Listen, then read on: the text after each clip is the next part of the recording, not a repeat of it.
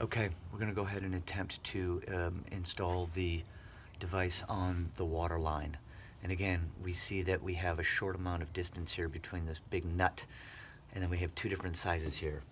I believe I have the 1/2 inch here and a 3/4 here, so I have a little bit of a different size, which is okay. Because remember, my claw can go from a 1/2 inch to 1 1/4 inches, so I'm good there.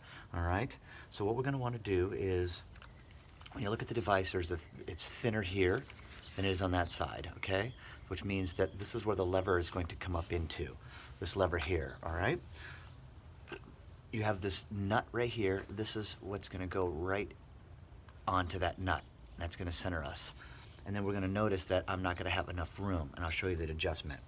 So what we're going to do is we're going to shut the water off, okay? I'm going to get my little claws in on the lever here, right? But we see that I'm too tall. So what am I going to do? So what I could do is I can slide this, okay, down a little bit. Now, we're right on here, and all we do is clamp this down, okay?